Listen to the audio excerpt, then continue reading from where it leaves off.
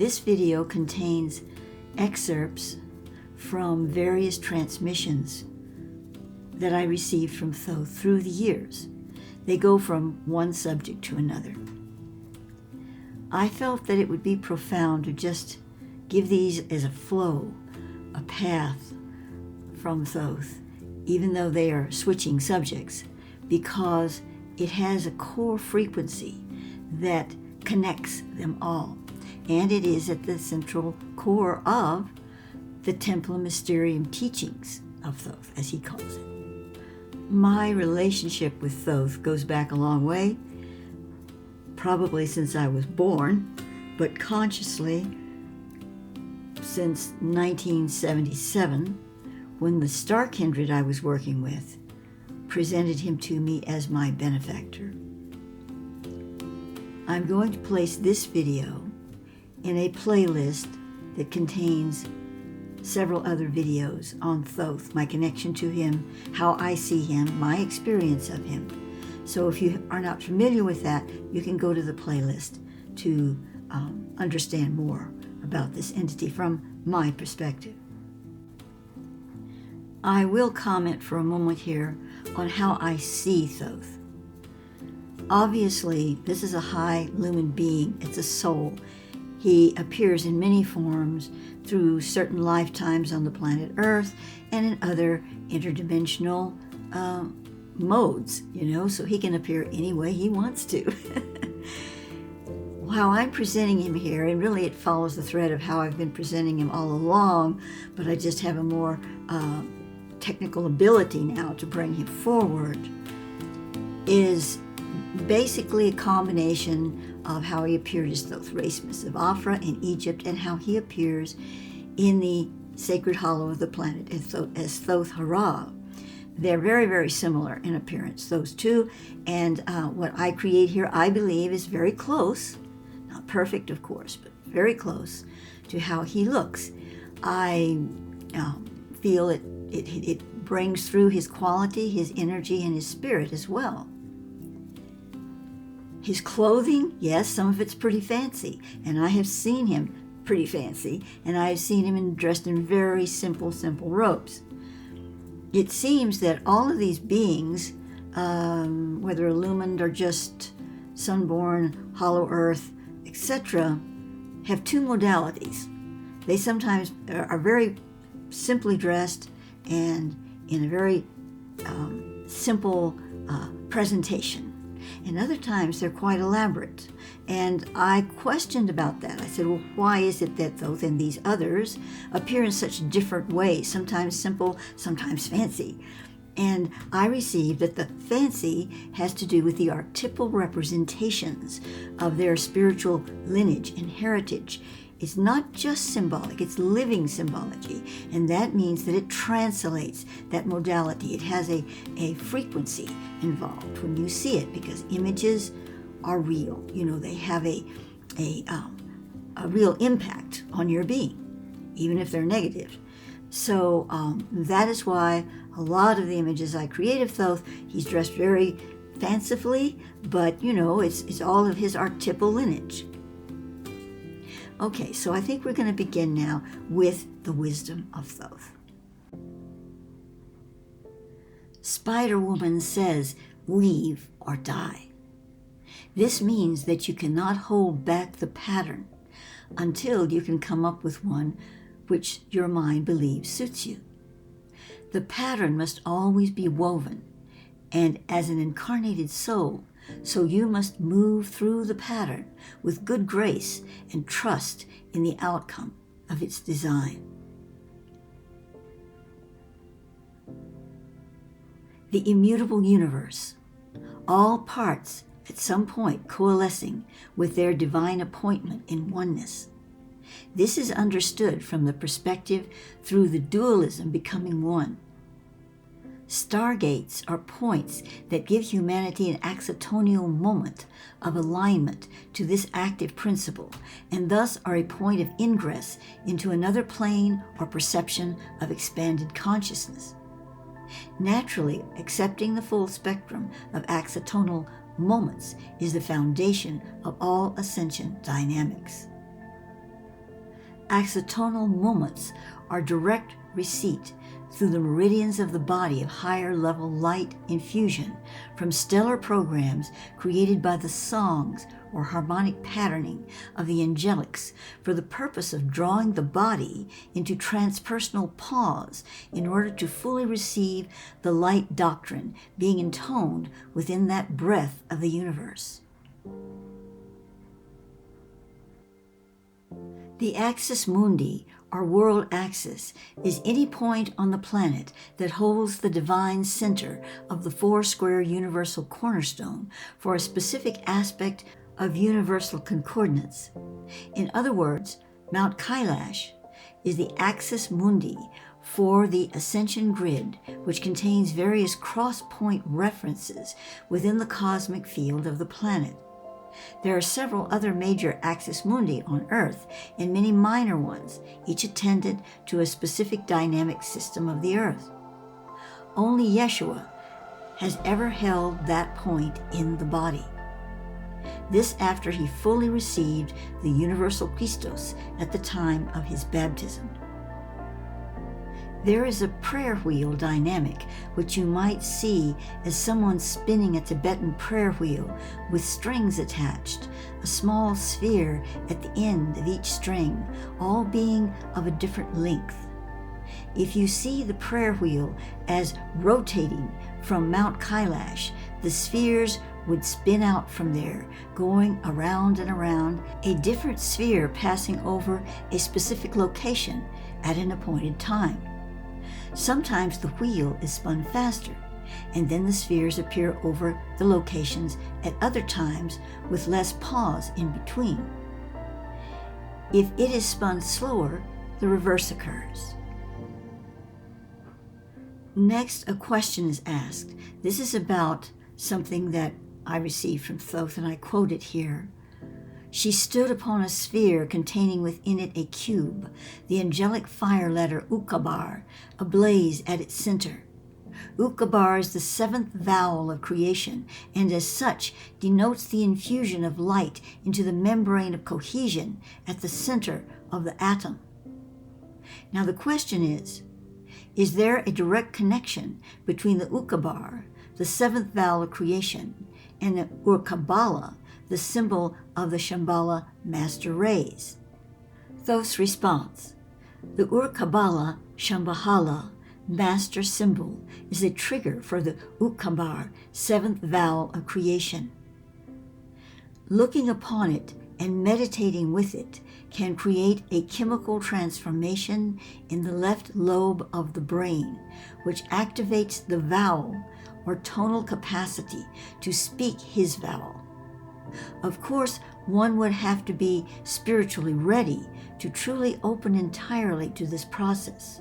However, even with the average person, they could benefit from the lesser chemical changes due to interacting with the Ur-Kabbalah. The seventh master ray of Shambhala is the cup mouth. It speaks the holy words, emits the holy tones. The flower of life, as it appears in the Osirian at Abydos in Egypt, is a natural Merkaba stargate at the DNA level for transformation. The lotus is symbolically a powerful, living, dynamic, and synergic symbol for the opening of the chakras to divine awareness. It is also a physical mechanism within the chakras for this dynamic. The lotus in this form goes through various stages of opening, which create various geometries or petal numbers and arrangements. One of these is the flower of life pattern as it appears on the wall of the Osirian. There are many related meanings that could be applied to the egg of life, but its most basic presence is as a living symbol. It is a vehicle of transport, Merkaba, through the creational matrix of the universe at the level of the crystalline composition of DNA. Thus, the egg contains genetic information that goes beyond physical creation and into the very heart of the key or path of the stages into awareness of the divine.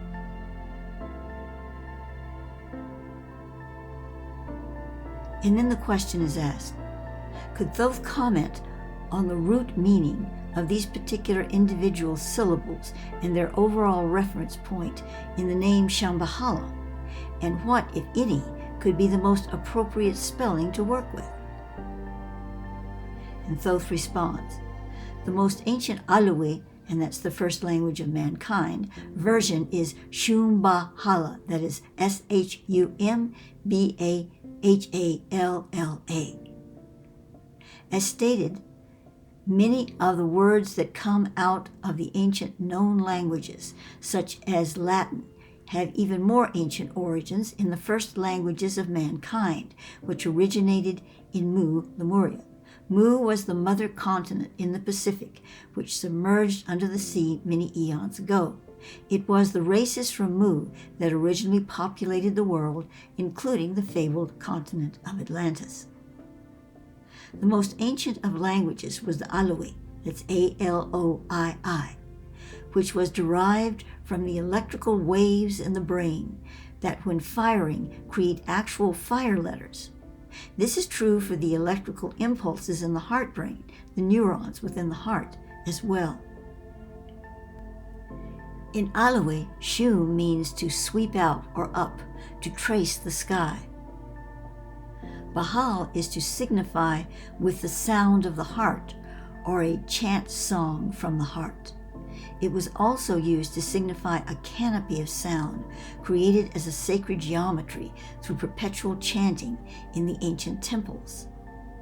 La is a term for the creator gods, and in the Mu or Lemurian age, it was most closely associated with the divine feminine as a creatrix principle. Thus we have a heavenly edifice sweeping up and tracing the vault of heaven with a canopy or roof of splendorous song, the temple or mountain of the divine feminine. The archetype of Nut, that's N-U-U-T, is the living symbol I give for the new Earth star creation matrix.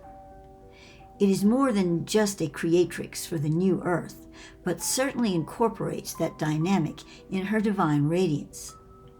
The original Nut represented the Lemurian principle of going forth to heal, restore, create, and resolve, and also to expand generative radiance. She is the creatrix of the dwelling place of the gods. That is, this archetype represents the universal laws which consign actions to basic creational forces. Nut sends rays of her creation through the whirling pillar of Yeshuda. It is her cosmic rays which compose the Elohim, or creation. Now, of course, we know that Nut is also an Egyptian goddess representing the cosmos of the heavens. The domain or register of Archangel Michael is likened unto the capstone of the Pyramid of Ascension. He is the one, we could also say the many, who holds the capstone in place until the days of Eshatan, the end days, or more literally, the last things. The call is in the DNA. It is what Greg Braden is calling the God Code, which he interprets as God eternal within the body. The ancient name for this code is Abba Ra. This could be translated as Father, Son, but more aptly, it is the foundation of the Son of Sons, the creational being sending and receiving the clarion call within the DNA. As humanity accepts its Abba Ra frequency more and more, the codons will unfold lotus style in the DNA to open the Holy of Holies, and the Abba Ra code will develop beyond its current encoding. This will happen in its last stage of development with the ascension of the Earth and its life force translation from a World System 1 to a World System 2.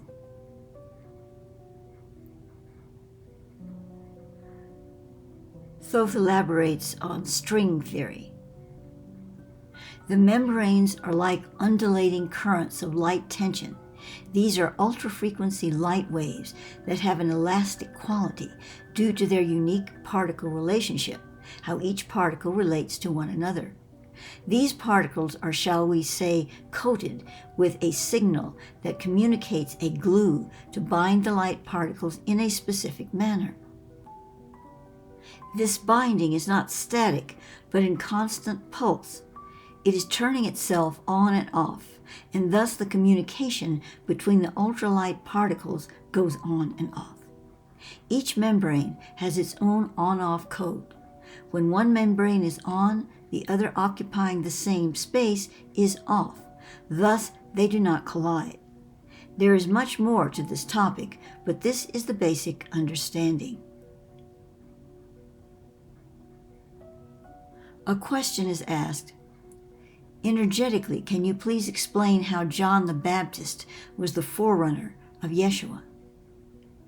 Thoth replies, John opened a path of light wave perception into the earth so that the incarnating soul of Yeshua, the soul that had never been incarnated before into a physical realm, could be perceived amongst humanity. Even so, there were those who did not see him physically unless he wished them to. John parted the veil so that Yeshua could take upon him the mantle and be revealed to the world in the manner which Yeshua chose to be revealed. And the question continues, could you please explain the true significance of the baptisms he was performing? And this of John. John was witnessing the light in those who came forth to receive the water. The water was both symbolic of eternal life, always flowing from source and life-giving, and it was elementally conductive of higher etheric current coming from John's body through his intent and focus.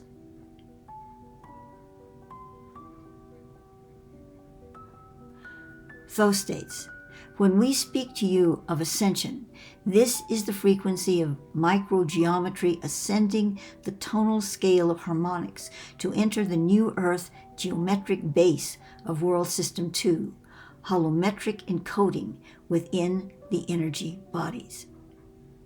This new inscription of light will automatically transfer Earth, humans, reality field into the blue star sun Rigel.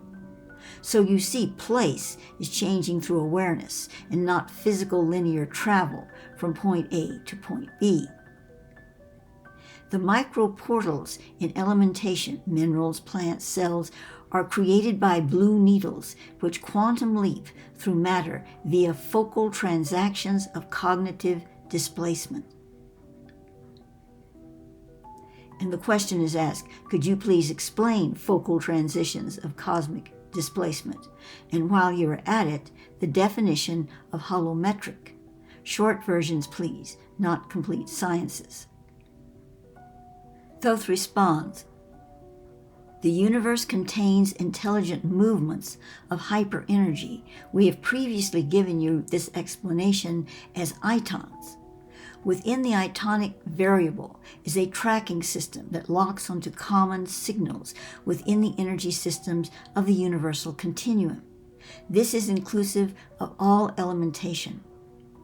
As the itonic tracking finds these commonalities, it creates a broad band between them, focusing and transferring information between these common points, focal transitions, or focal transactions rather.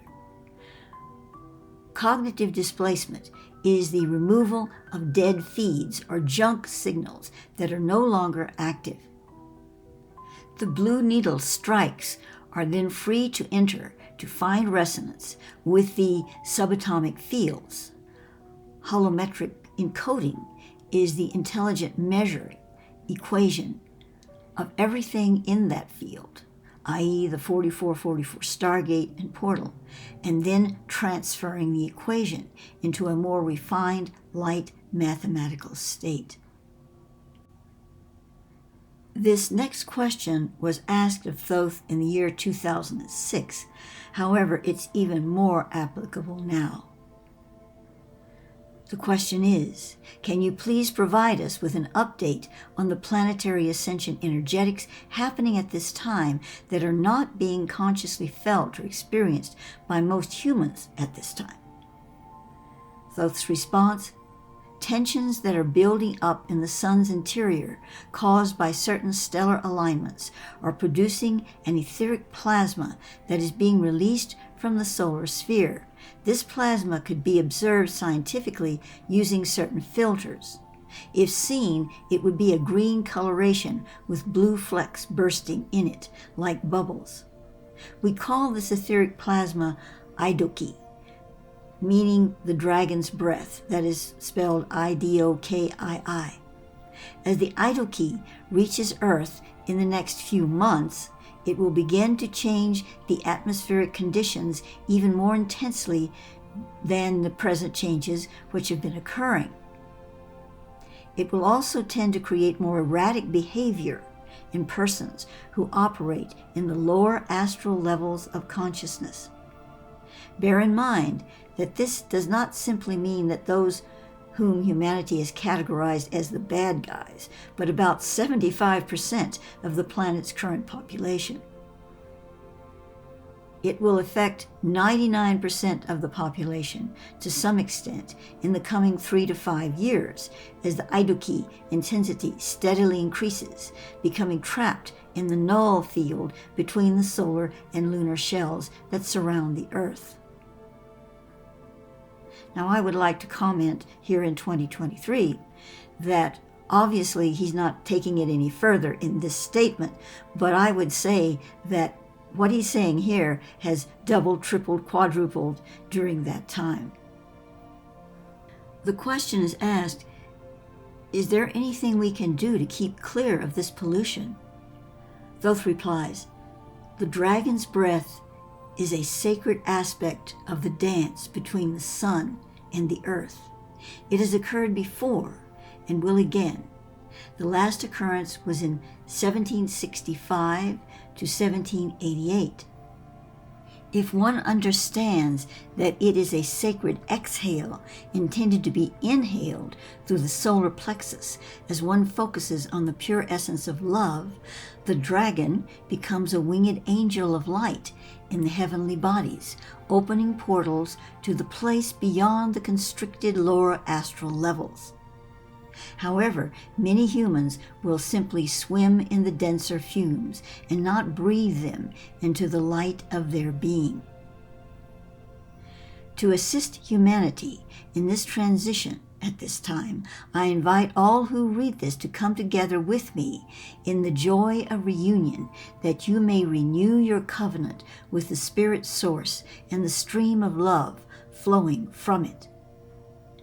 As you witness for each other the spark of divinity within, finding no separation between yourselves, this then shall be supernal evidence of your eternal spirit, and you will bring to the fore in your everyday experience the true vibration that your soul incarnated in this lifetime to live and to be.